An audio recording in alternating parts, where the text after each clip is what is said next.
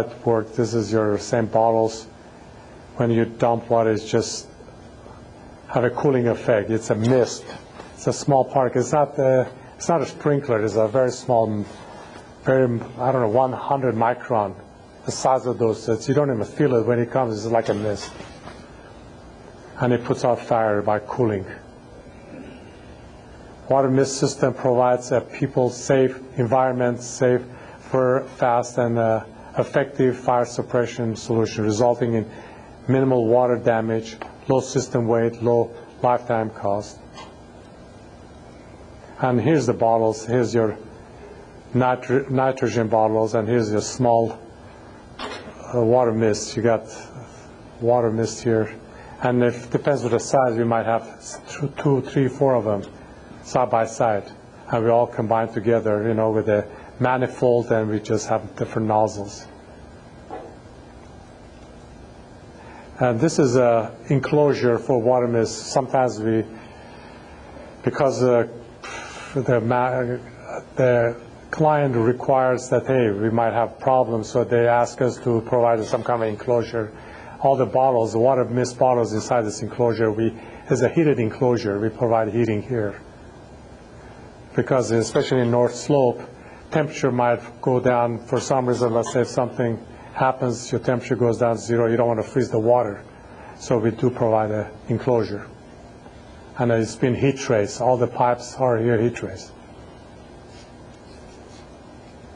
And it's basically tells you where to use.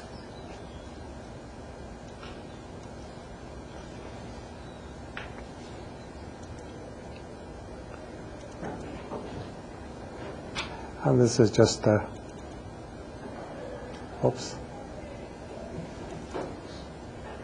This overall, this is a water mist system. This is our tanks that was used for Alpine project.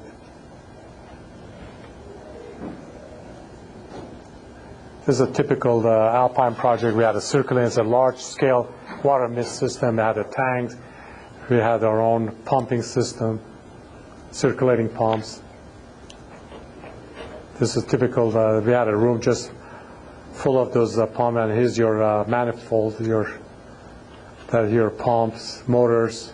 You can see it too well, and here's your controllers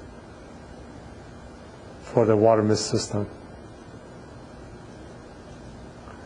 Oops. And this is all the controllers that we use for Alpine. That was a large scale. That covers a lot of modules, so that's why you have so many controllers. And that's it, I guess.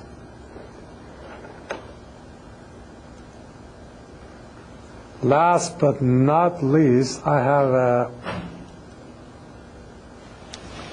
a video of this accident that took place in Texas. Probably you guys heard about it, that there were 8 people died and 180 people injured. As a matter of fact, let me read that as a synopsis of the accident. It says, on March 23rd, 2005, at 1:20 p.m., BP Texas City Refinery suffered one of the worst industrial disasters in recent U.S. history. Explosion and fire killed 15 people and injured another 180 people. Alarms the community and resulted in financial losses exceeding $1.5 billion. The incident occurred during the startup of ISOM unit with this, I guess, a splitter tower. You'll see it here. It will describe. Was overfilled. So apparently there was some of the instrument did not work, and also there was a human error. So basically that's what happened. So here's 6-7 minutes of that.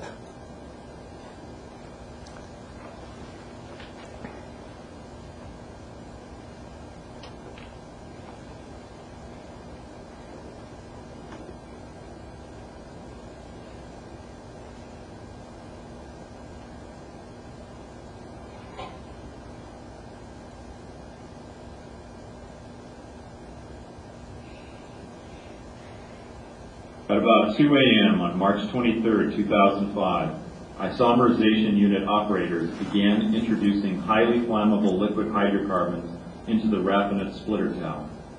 In normal operations, only about 6.5 feet of liquid should be present at the bottom of the tower. Near the base of the tower, there was a level indicator that measured how much liquid was inside and transmitted to the control room. However, this indicator was not designed to measure any liquid above the 10-foot mark, and above that point, operators would have no idea how high or how dangerous the level was.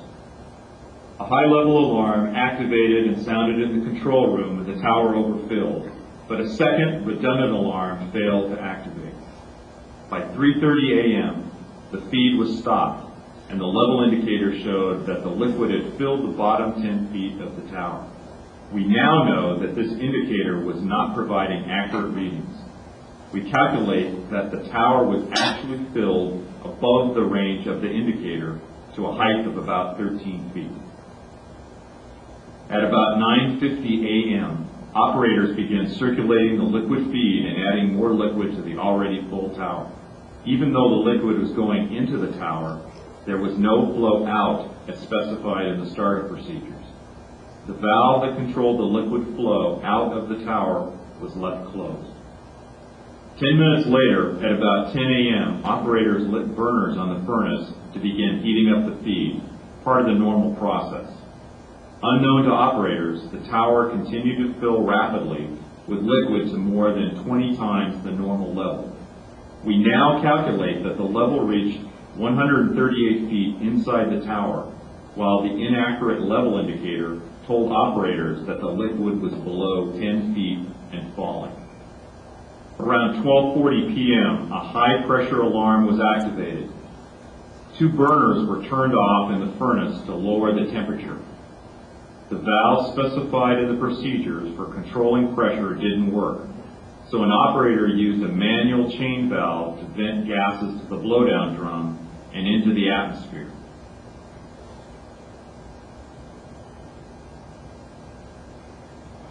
At about 1 p.m., operators opened the valve to send liquid from the bottom of the tower to storage tanks.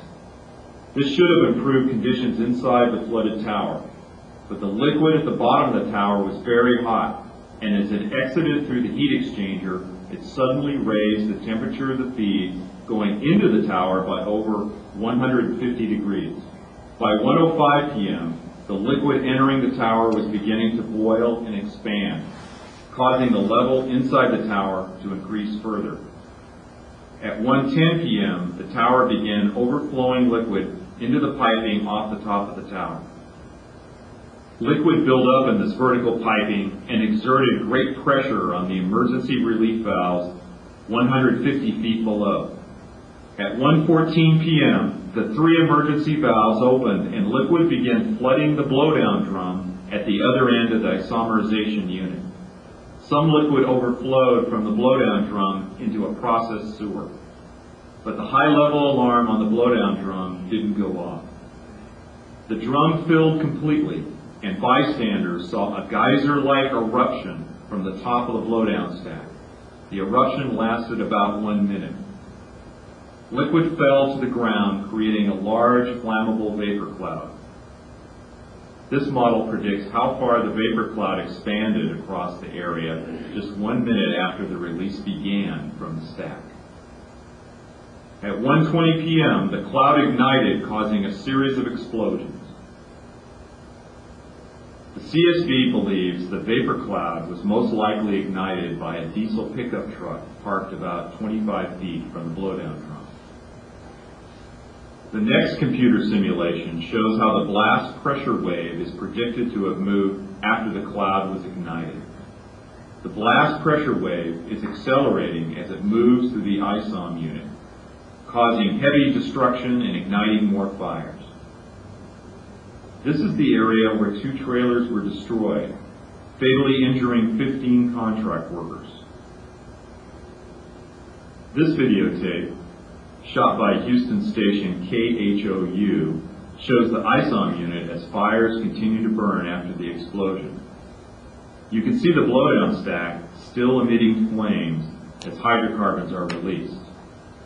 Several vehicles were set on fire and burned in the aftermath. Over 50 large chemical storage tanks were damaged. Firefighters struggled to rescue the injured and locate the missing. The Chemical Safety Board's investigation to determine the root causes of the tragedy began the following day. That's it. Okay. Any questions? All right, I guess we can take a break. Then Govan, is Govan here? Oh, so